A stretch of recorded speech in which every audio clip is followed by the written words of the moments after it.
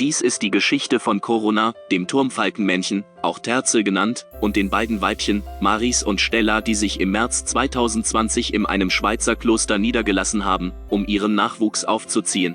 Turmfalken bauen keine Nester. Sie übernehmen Nester von anderen Vögeln oder auch andere einfachen Nistmöglichkeiten. Der Nistplatz muss auf einer erhöhten Position sein.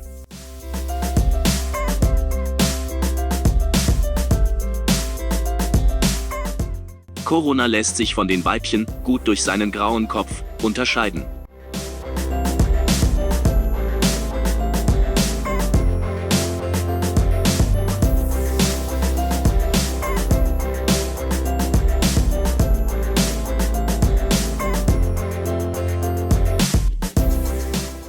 Auch bei Turmfalken geht die Liebe durch den Magen.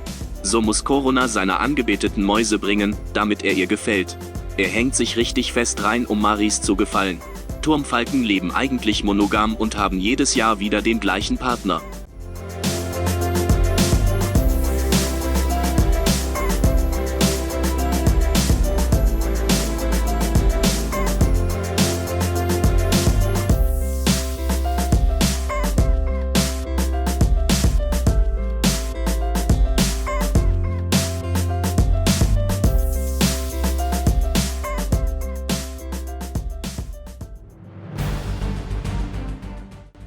Während der Paarungszeit im Mai paaren sich die Turmfalken mehrmals täglich.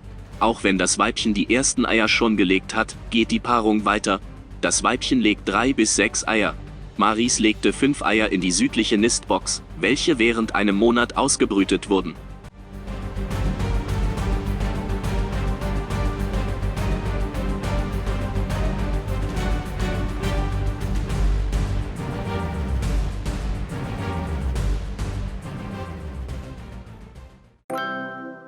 Jetzt ist ein wenig Zeit für Entspannung und Wellness.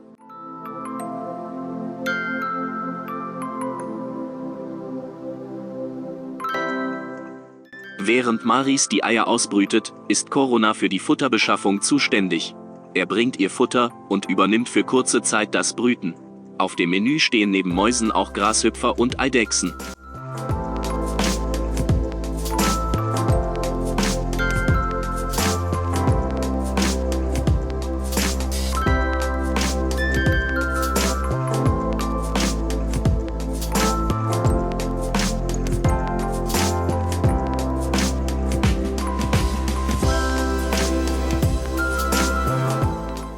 Ende Mai, nach fast einem Monat, schlüpfen die ersten Turmfalkenküken.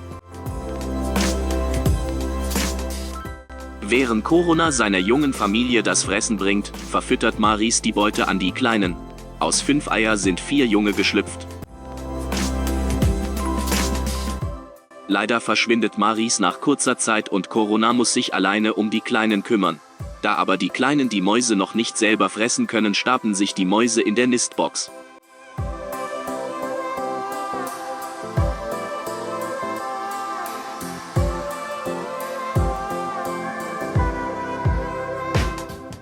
Da schaut einer aus der Nistbox. Und gleich noch 2. Darf ich vorstellen, Bob, Kevin und Stuart. 1 Küken hat es leider nicht überlebt. Jetzt muss Corona möglichst viel Futter heranschaffen, die Kleinen sind hungrig und wachsen schnell. Mehrmals in der Stunde fliegt Corona die Nistbox an. Von seinem Jagderfolg hängt ab, wie viele seiner Kinder es schaffen werden.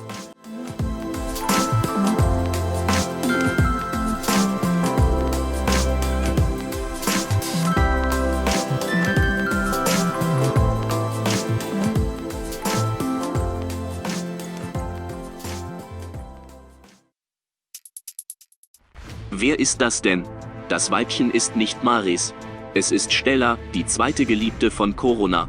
Während Corona die 3 Kleinen mit Futter versorgt, brütet Stella in einer anderen Nistbox ihre Eier aus. Weil aber Maris fehlt, versorgt Corona die schon geschlüpften Küken. Er schafft es aber nicht gleichzeitig auch die brütende Stella zu versorgen. Weil sie aber keine Zeit hat, ausgiebig zu jagen, fliegt sie in die andere Nistbox und klaut den Kleinen das Futter. Die 3 Jungen versuchen sich zu wehren, aber sie trauen sich nicht, sich ihr erfolgreich in den Weg zu stellen. Doch Corona muss jetzt nicht nur für 3 sorgen, sondern für 4.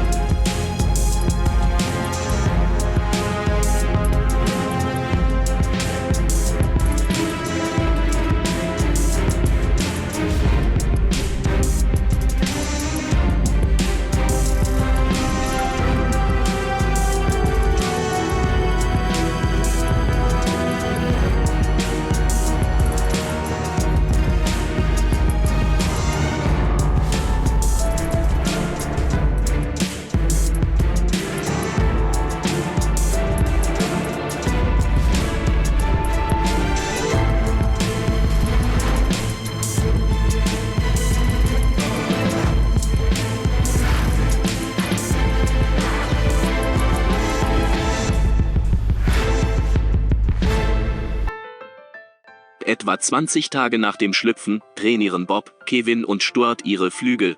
Sie sind schon kurz davor auszufliegen.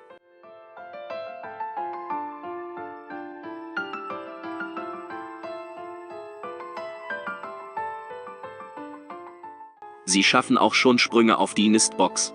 Jetzt sind sie schon so groß wie ihre Eltern. Auch der Flaum, die Federn der Küken, ist fast schon weg. Die Jungen, von den Kleinen kann ja keine Rede mehr sein, sind von dem Weibchen kaum noch zu unterscheiden. Man kann sie nur an den gelben Augenrändern und dem gelben Schnabelansatz des Weibchens unterscheiden. Bei den Jungtieren lassen sich auch Männchen und Weibchen noch nicht unterscheiden. Erst nach dem ersten Gefiederwechsel, der Mauser, im nächsten Sommer, bekommen die Terze das typische graue Gefieder. Circa 30 Tage nach dem Schlüpfen und mit ganz viel Mut machen die Jungen ihre ersten Flugversuche.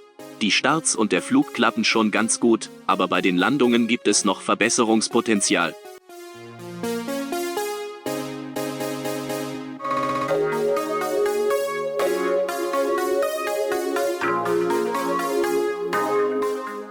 Corona lockt die Jungvögel mit dem Futter auch immer wieder aus der Nistbox und füttert sie überall ums Kloster herum. Von Tag zu Tag wird der Ausflugsradius größer und größer.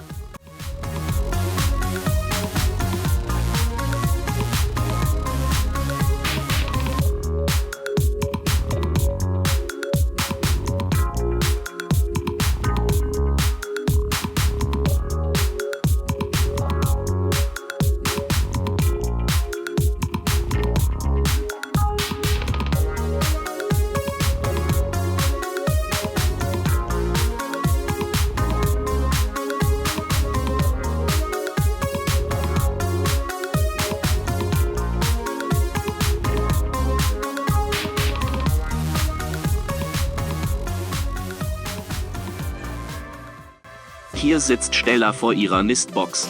Ihre Küken sind vermutlich schon geschlüpft. Darum kann sie auch mal auf die Jagd gehen und ist nicht mehr nur auf die Futterversorgung von Corona angewiesen.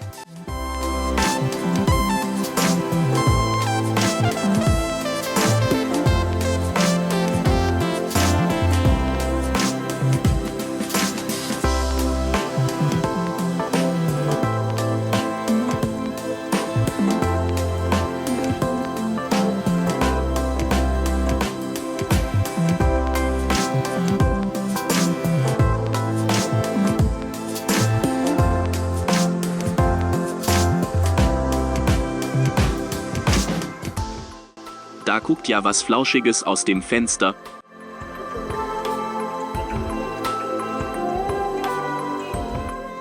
Und noch einer.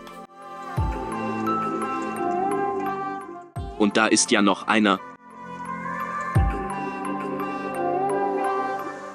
Und da ist ja noch ein vierter. Darf ich vorstellen, Skipper, Kowalski, Rico und Private. Das Resultat aus der Romanze zwischen Corona und Stella. Jetzt, wo die Kleinen schon etwas größer sind, kann sich Stella nur noch aufs Jagen konzentrieren. Jetzt drehen Bob, Kevin und Stuart den Spieß um. Sie machen ihren kleinen Halbgeschwistern das Futter streitig.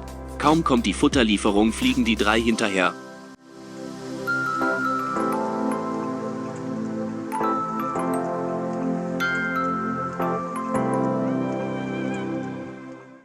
Stellas Nachwuchs gedeiht und verliert nach und nach den Pflaumen.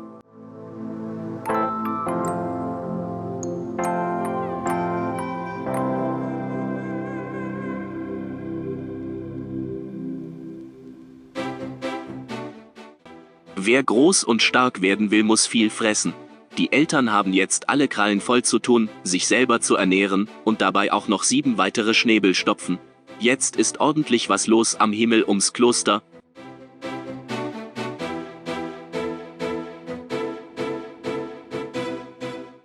Was für ein Leben. Gucken, schreien, putzen und fressen.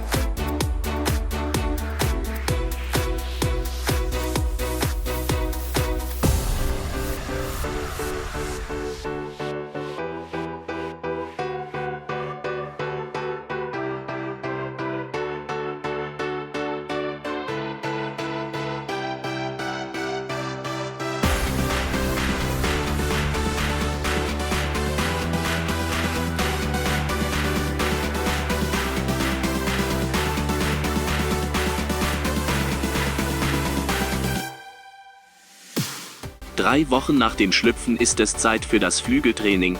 Da kann es bei 4 Jungen auf so engem Raum schon mal eng und chaotisch werden. Und ein paar Tage später folgen auch schon die ersten Flugversuche.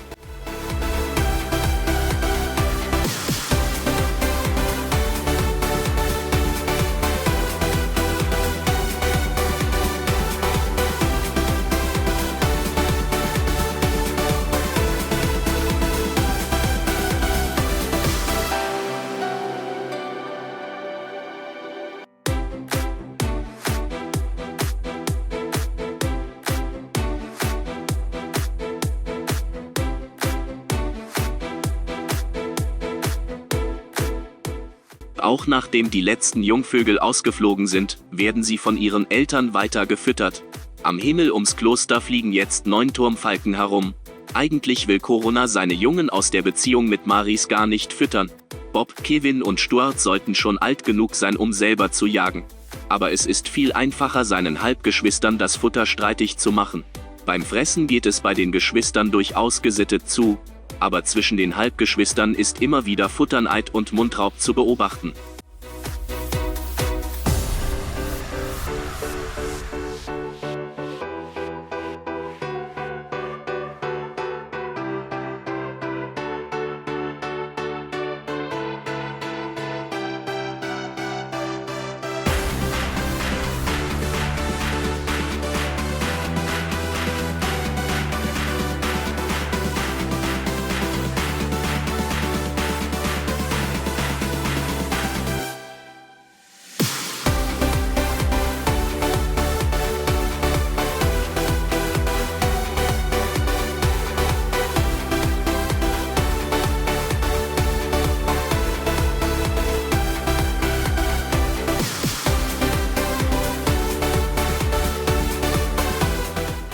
Auch junge Turmfalken gehen gerne auf den Sportplatz, um ihre Kalorien abzutrainieren.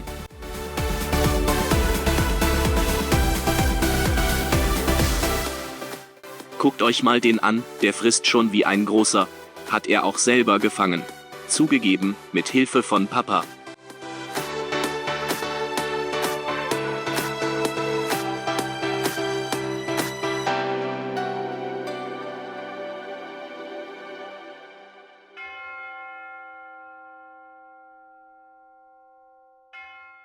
Dies war die Geschichte der Klosterfalken im Jahr 2020. Aus anfangs 3 Turmfalken wurden am Ende 9. Es gab viele spannende und schöne Momente. Leider spielten sich auch Dramen ab, zum Beispiel als Maris plötzlich verschwunden ist.